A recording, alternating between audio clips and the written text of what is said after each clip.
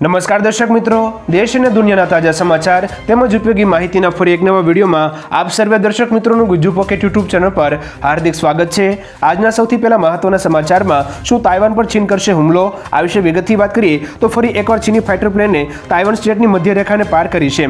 તાઇવાનના સંરક્ષણ મંત્રાલયે જણાવ્યું કે છેલ્લા 24 કલાકમાં 8 ચીની ફાઇટર પ્લેન તાઇવાન મધ્ય રેખાને પાર કરતા નજરે જોવા મળ્યા છે। તાઇવાને તેની દેખરેખ માટે સૈનિકો પણ મોકલ્યા છે। તાઇવાન આવતા વર્ષે 13મી જાન્યુઆરીએ યોજાનારી રાષ્ટ્રપતિની ચૂંટણીની તૈયારી કરી રહ્યું છે। આવી સ્થિતિમાં સેનાને એલર્ટ પર રાખી દેવામાં આવી છે।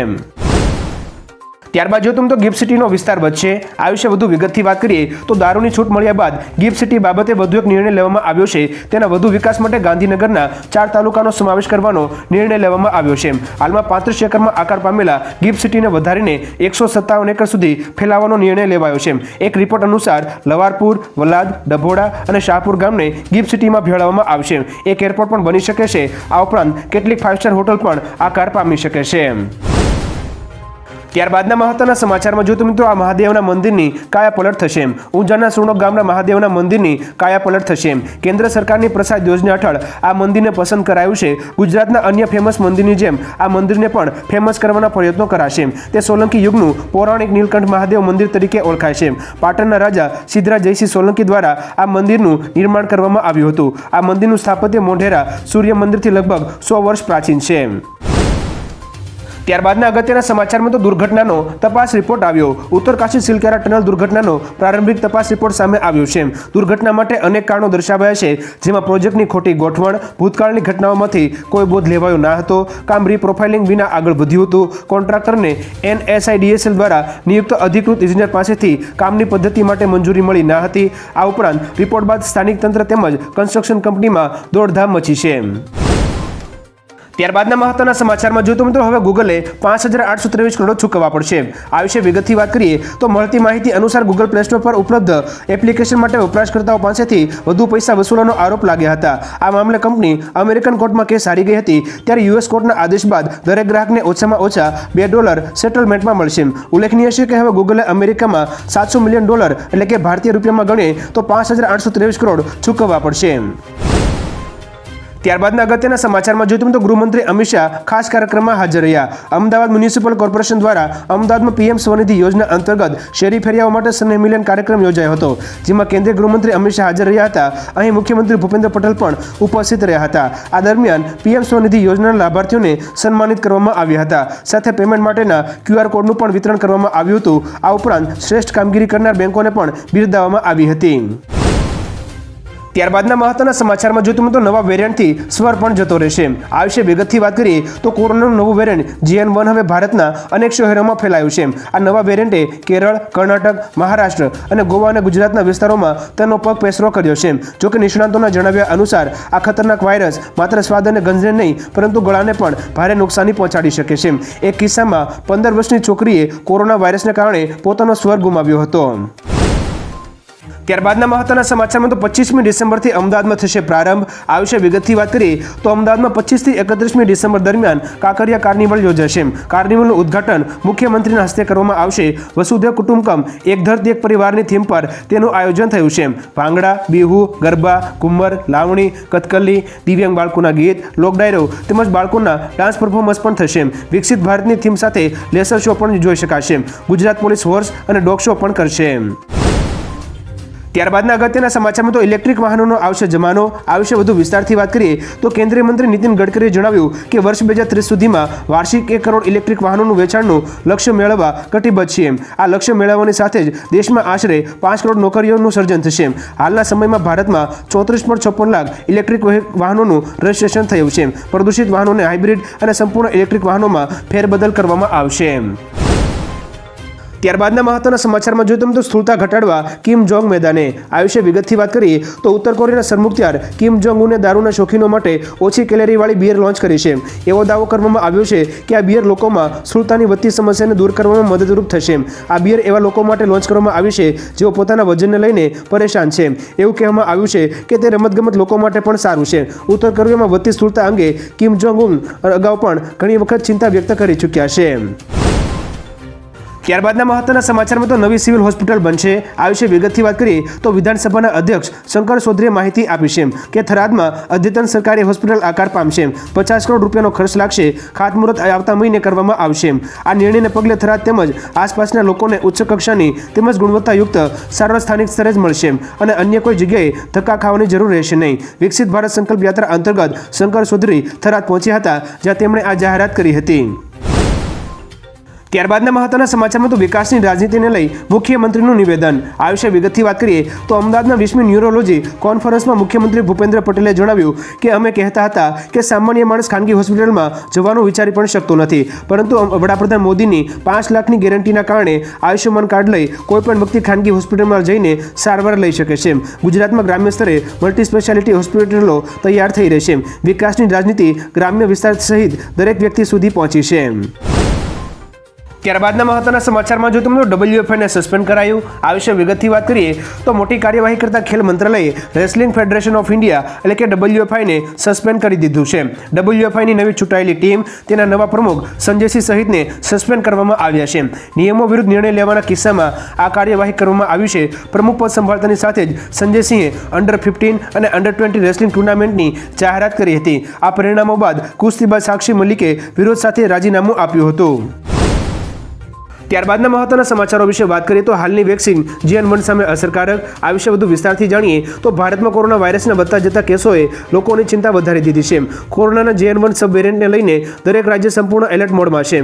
જોકે આ દરમિયાન સારા સમાચાર આવ્યા છે. WHOએ કહ્યું કે એવા કોઈ પુરાવા નથી કે લોકોને આ પ્રકારથી વધુ જોખમ છે.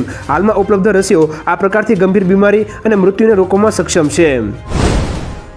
ત્યારબાદના મહત્વના સમાચારોમાં વાત જોઈએ તો શું પેટ્રોલ અને ડીઝલ સસ્તું થશે? આ વિશે વિગતથી વાત કરીએ તો દેશમાં પેટ્રોલ અને ડીઝલના ભાવ ટૂંક સમયમાં ઘટી શકે છે. તેનું કારણ એ છે કે ભારતે લગભગ 3 વર્ષ પછી એક મોટું પગલું ભર્યું છે. ભારતની પેટ્રોલિયમ રિફાઇનરીઓ વેનેઝુએલા પાસેથી ફરીથી ક્રૂડ ઓઇલની ખરીદી શરૂ કરી દીધી છે. વિશ્વની સૌથી મોટી પેટ્રોલિયમ રિફાઇનરીના માલિક રિલાયન્સ ઇન્ડસ્ટ્રીઝ આ મામલે વેનેઝુએલા સાથે સીધો સોદો કરે તેવી અપેક્ષા છે. આવી સ્થિતિમાં 2024ની ચૂંટણી પહેલા પેટ્રોલ ડીઝલ સસ્તું થઈ શકે છે. ત્યારબાદના મહત્વના સમાચારમાં જોઈએ તો ધોળાવીરા નજીક ભૂકંપનો આંચકો આવ્યો. કચ્છમાં ફરી ધરાધ્રુજી ઉઠી હતી. કચ્છ જિલ્લાના ધોળાવીરા નજીક ભૂકંપનો આંચકો આવ્યો હતો. સિસ્મોલોજી કચેરીથી પ્રાપ્ત માહિતી અનુસાર ધોળાવીરા નજીક 23મી ડિસેમ્બરની મધ્યરાત્રિએ ભૂકંપનો આંચકો અનુભવાયો હતો.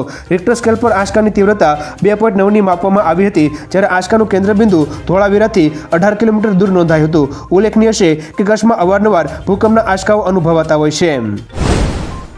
ત્યારબાદના મહત્વના સમાચારમાં જોઈએ તો હુમલો ઈરાને કર્યો છે. અમેરિકાના નિવેદન વિશે વાત કરીએ તો અરબી સમુદ્રમાં ભારત આવી રહેલા તેલ જહાજ પર હુમલાને લઈ ખળભળાટ મચી ગયો છે. અમેરિકાના સંરક્ષણ સૂત્રોએ ખુલાસો કરતા કહ્યું છે કે આ ડ્રોન ઈરાનથી લોન્ચ કરવામાં આવ્યા હતા. હમાસ અને ઇઝરાયલના યુદ્ધ બાદ આ પ્રકારે લાલ સમુદ્રમાં હુમલાઓ વધી રહ્યા છે.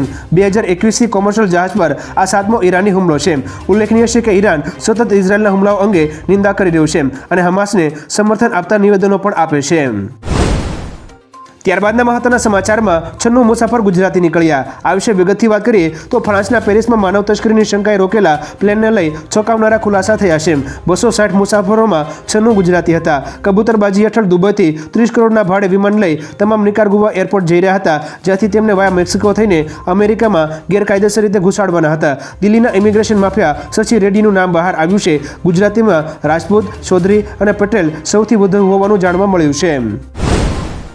ત્યારબાદના મહત્વના સમાચારમાં તો CBSEની પ્રેક્ટિકલ પરીક્ષા માટે રિમાઇન્ડર માર્ગદર્શિકા જારી. આ વિશે વિગતથી વાત કરીએ તો CBSE બોર્ડે ધોરણ 10 અને ધોરણ 12ની પ્રેક્ટિકલ પરીક્ષા માટે શાળાઓને રિમાઇન્ડર ગાઈડલાઇન જારી કરી છે.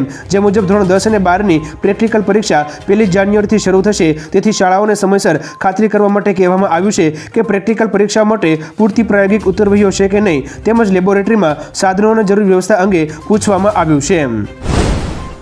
ત્યારબાદના મહત્વના સમાચારમાં તો ભ્રષ્ટાચારથી ખતબદતા વિભાગો વિશે વાત કરીએ તો ગુજરાતમાં ACBએ કરેલી કાર્યવાહીના આંકડા સામે આવ્યા છે. લાંચિયા અધિકારીઓ અને કર્મચારીઓ 100 રૂપિયાથી માંડીને 15 લાખ રૂપિયા સુધીની લાંચ લેતા ઝડપાયા છે.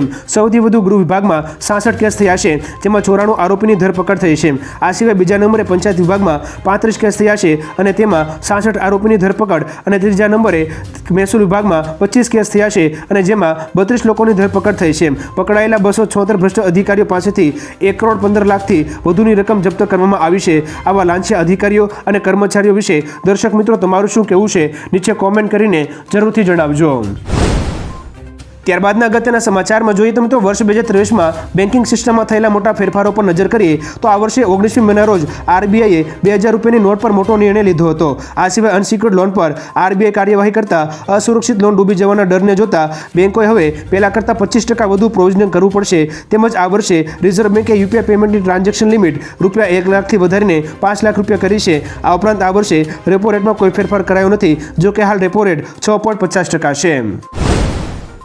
ત્યારબાદના મહત્વના સમાચારમાં જો તમે સર્વે અનુસાર 2024માં કોની સરકાર બનશે આ વિશે વિગતથી વાત કરીએ તો સી વોટર સર્વે અનુસાર એનડીએ વિપક્ષ ગઠબંધન ઇન્ડિયા પર ભારે પડશે તેવું દેખાઈ રહ્યું છે.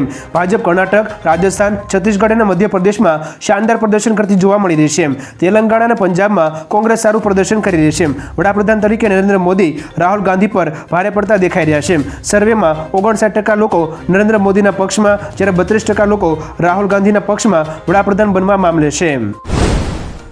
ત્યારબાદના મહત્વના સમાચારમાં મલ્લિકાર્જુન ખડગેના કેન્દ્ર પર પ્રહાર આ વિશે વિગતથી વાત કરીએ તો કોંગ્રેસ અધ્યક્ષ મલ્લિકાર્જુન ખડગેએ કેન્દ્ર સરકાર પર પ્રહાર કરતા ટ્વિટર પર લખ્યું કે દેશમાં સૌથી સળગતો મુદ્દો બેરોજગારી છે. યુવાનો પૂછી રહ્યા છે કે વર્ષે 2 કરોડ નોકરીઓ ક્યાં છે? ભરતી પરીક્ષાઓથી લઈને નોકરી મેળવવા સુધીની સફર આટલી જટિલ કેમ બની ગઈ છે? એમએસએમઈ સેક્ટરને બરબાદ કરી કરોડો યુવાઓની નોકરીઓ છીનવી તેમનું ભવિષ્ય કેમ બરબાદ કરવામાં આવ્યું? ખડગેએ મોદી સરકાર પર લોકતંત્રનો નાશ કરવાનો આરોપ પણ લગાવ્યો છે. મલ્લિકાર્જુનના આ પ્રહારો વિશે તમારું શું કહેવું છે નીચે કોમેન્ટ કરીને જરૂરથી જણાવજો. ત્યારબાદના મહત્વના સમાચારમાં મેલેરિયાની બીજી વેક્સિનને મંજૂરી આ વિશે વિગતથી વાત કરીએ તો વર્લ્ડ હેલ્થ ઓર્ગેનાઇઝેશન એટલે કે WHOએ મેલેરિયાની બીજી રસીને મંજૂરી આપી છે. ભારતે મેલેરિયાની રસીને તેની બીજી રસીની યાદીમાં સામેલ કરી છે. આ રસી સિરમ ઇન્સ્ટિટ્યૂટ ઓફ ઇન્ડિયા દ્વારા તૈયાર કરવામાં આવી છે. આ રસીને R21 મેટ્રિક્સ એમ નામ આપવામાં આવ્યું છે. ઉલ્લેખનીય છે કે આ રસી 5 થી 35 મહિનાના બાળકોને આપવા માટે મંજૂરી આપવામાં આવી છે કારણ કે નાના બાળકોને મેલેરિયાની શક્યતા વધારે હોય છે. ત્યારબાદના મહત્વના સમાચારમાં તો જામતા શિયાળામાં પાછા વરસાદના સમાચાર આ વિશે વધુ વિગતથી વાત કરીએ તો ભારતીય હવામાન વિભાગની આગાહી અનુસાર 30મી ડિસેમ્બરથી 2 જાન્યુઆરી વચ્ચે દિલ્હી સહિત અનેક રાજ્યોમાં વરસાદની સંભાવના છે. આગાહીમાં જણાવ્યા અનુસાર 29મી ડિસેમ્બરથી વેસ્ટર્ન ડિસ્ટર્બન્સ લો લેવલ ઇસ્ટર્લી પવનોના સંપર્કમાં આવશે ત્યારે તેની અસર સમગ્ર ઉત્તર પશ્ચિમ ભારતમાં જોવા મળશે. તેના કારણે 30મી ડિસેમ્બરથી 2 જાન્યુઆરી 2024 દરમિયાન મધ્ય ભારત સહિત ઉત્તર પશ્ચિમ વિસ્તારોમાં વરસાદ પડી શકે છે. આગાહી અનુસાર દિલ્હી, ઉત્તર પ્રદેશ, લદ્દાખ, હિમાચલ, મધ્યપ્રદેશ તથા ગુજરાતમાં વરસાદની સંભાવના છે. આગાહીમાં જણાવ્યા અનુસાર નવા વર્ષની શરૂઆત વરસાદ સાથે થઈ શકે છે.